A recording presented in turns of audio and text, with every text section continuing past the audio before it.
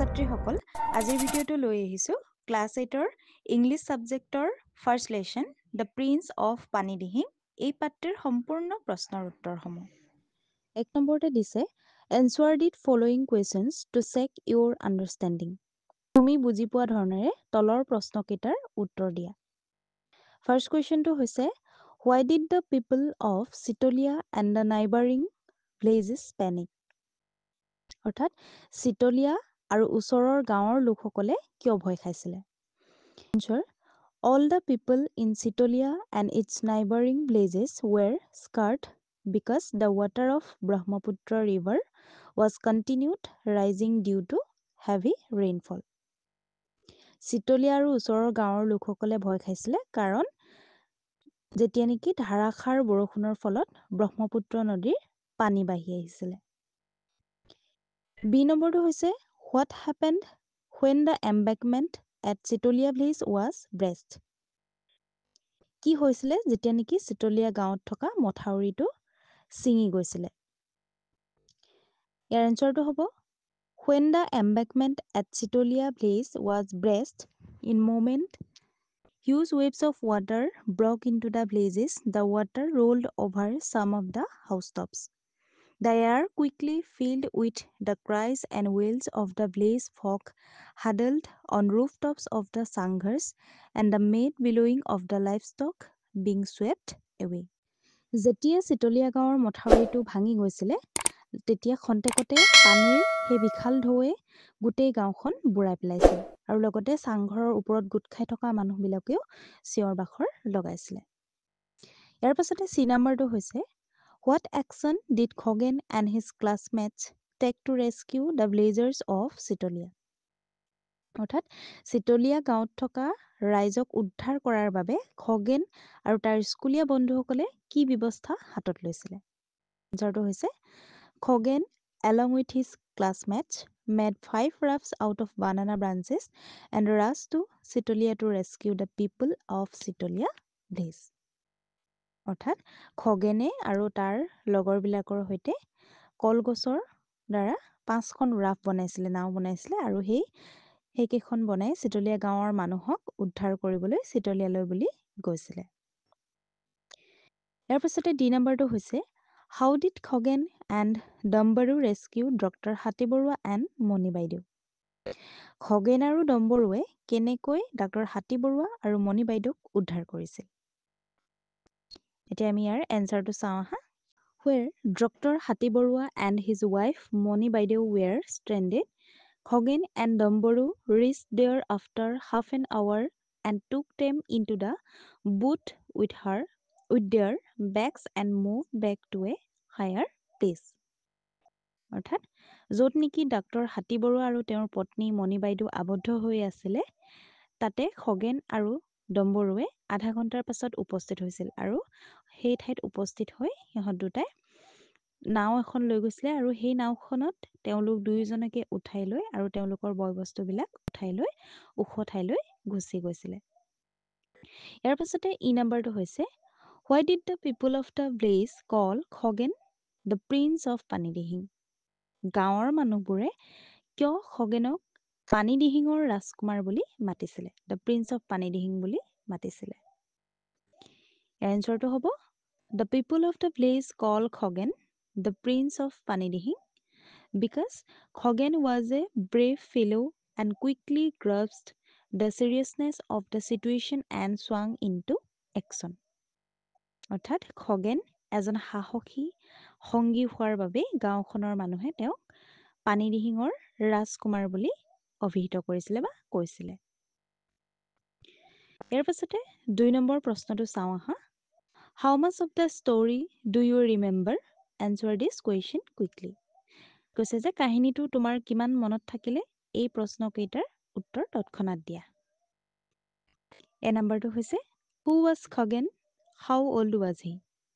Who was Khoghen মানে হৈছে খগেন কোন আছিল আৰু তেওঁৰ বয়স কিমান? Answer Khoghen was a 17 years young man and he was living Bargaon village. Khagen এজন 17 বছৰীয়া যুৱক আছিলে আৰু তেওঁ বৰগাঁৱত বাস কৰিছিলে। বি নম্বৰটো হৈছে It rained heavily all week. What was the result? গোটেই সপ্তাহটো প্ৰচণ্ড বৰষুণ দিছে তাৰ ফল কি হ'ল ইয়াৰ এনচাৰটো হ'ব The result of after heavy rainfall the whole village was flooded due to rain for a week প্ৰচণ্ড বৰষুণৰ পিছত এসপ্তাহ ধৰি বৰষুণৰ বাবে গোটেই গাঁওখন পানীত বুৰ গৈছিল অৰ্থাৎ বানপানীৰ সৃষ্টি হৈছিল চি নম্বৰটো হৈছে In moments huge waves of water broke into the villages What is this situation called?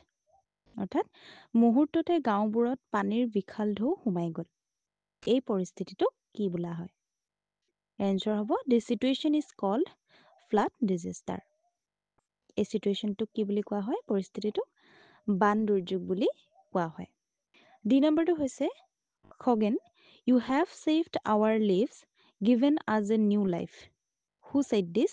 Why did he say this? অৰ্থাৎ ইয়াত কোৱা হৈছে যে খগেন আপুনি বা তুমি আমাৰ জীৱন ৰক্ষা কৰিলা আমাক এটা নতুন জীৱন দিলা এই কথাষাৰ কোনে কৈছিল আৰু তেওঁ কিয় এইদৰে কৈছিল এই কথাষাৰ কৈছিলে doctor Hatibaruah said this when Khagen saved his life from the flood যেতিয়া নেকি খগেনে বানপানীৰ পৰা তেওঁৰ জীৱন ৰক্ষা কৰিছিলে ইয়াৰ পাছতে 3 নম্বৰ কোৱেশ্চনটো চাওঁ আহা Complete the following sentences in your words. তোমাৰ নিজৰ কথাৰে তলৰ বাক্য গেহাৰি সম্পূৰ্ণ কৰা এ নম্বৰতে আছে The water rolled over some of the housetops and ইয়াৰ পাছতে ড্ৰেছ দিছে ড্ৰেছত হ'ব There were people crying and there was a mad scream of livestock. বিটো হৈছে By the time the people of Sitolia were evacuated. Dress আছে ইয়াত ড্ৰেছত হ'ব Went to the high field of schools building.